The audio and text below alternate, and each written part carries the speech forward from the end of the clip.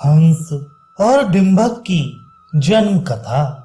वैशंपायन जी कहते हैं, राजेंद्र, शाल्व देश में ब्रह्मदत्त नाम से प्रसिद्ध एक श्रेष्ठ राजा राज्य करते थे।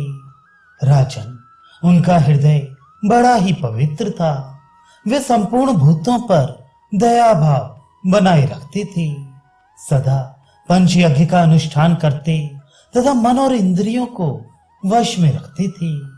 वे ब्रह्मवेत्ता और वेदवेत्ता थे तथा सदा यज्ञ के अनुष्ठान में लगे रहते थे।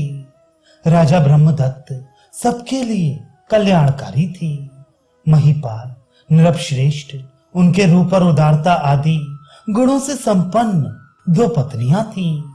उनमें सारे गुण होने पर भी उन दोनों की कोई संतान नहीं हुई।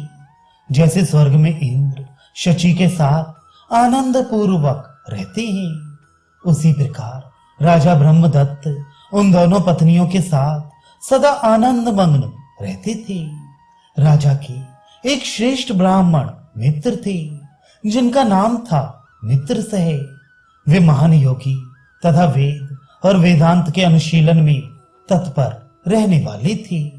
वे ब्राह्मण शिरोमणि भी राजा के ही समान संतानहीन थे। राजा ने अपनी दोनों पत्नियों के साथ रहकर पुत्र प्राप्ति के उद्देश्य से एकाग्रचित्त हो 10 वर्षों तक शूलधारी भगवान शंकर की आराधना की। राजेंद्र, ब्राह्मण मित्र सह ने पुत्र के लिए वैष्णव याग का अनुष्ठान किया। राजा ब्रह्मदत्त के द्वारा पूजित हुए नील लोहित भगवान शंकर ने स्वप्न में उन्हें अपने दिव्य रूप का दर्शन कराया और कहा, उत्तम व्रत का पालन करने वाले नरेश, तुम्हारा कल्याण हो। मैं तुम पर प्रसन्न हूं, तुम कोई वर मांगो। राजा ने मुस्कुराते हुए से भगवान विश्वनाथ से यह बात कही, प्रभु, मेरे 2 पुत्र हों। तब तथास्तु यह कहकर वृषभ ध्वज भगवान शंकर अंतर्धान हो गए। तत्पश्चात राजा की नींद खुल गई। विद्वान मित्र सह ने भी अविनाशी जगदीश्वर भगवान केशव की 5 वर्षों तक बड़े भक्ति भाव से आराधना की।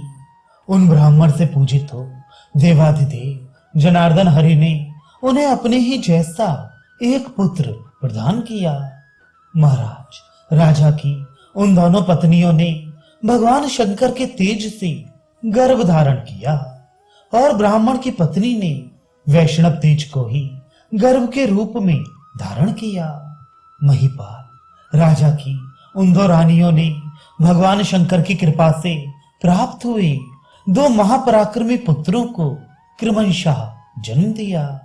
महाराज जन्मेजय, ब्रह्मदत्त ने उन दोनों पुत्रों के नाम, कर्म आदि सारे संस्कार विधि पूर्वक संपन्न किए और ब्राह्मणों को बहुत धन दिया। नरेश्वर, विनयशील हृदय वाले ब्राह्मण मित्र सह ने भी एक पुत्र प्राप्त किया, जिसके रूप में मानो साक्षात जगन्नाथ श्री हरि ही उनके घर में आ गए हों। ब्राह्मण ने भी पुत्र के जात कर्म आदि सभी संस्कार पूर्ण किए। वे दोनों राजकुमार और यह ब्राह्मण पुत्र तीनों ही समवयस्क थे। उन्होंने संपूर्ण वेदों का अध्ययन करके आन्वीक्षी विद्या अर्थात वेदांत आदि का अनुशीलन करने के पश्चात धनुर्वेद तथा संपूर्ण अस्त्रों के ज्ञान की निपुणता प्राप्त की। ज्येष्ठ राजकुमार का नाम हंस था और उससे छोटा डिंभक नाम से प्रसिद्ध हुआ। राजन, ब्राह्मण पुत्र का नाम जनार्दन रखा गया। वे सभी कुमार एक दूसरे के प्रति मित्र भाव रखते थे।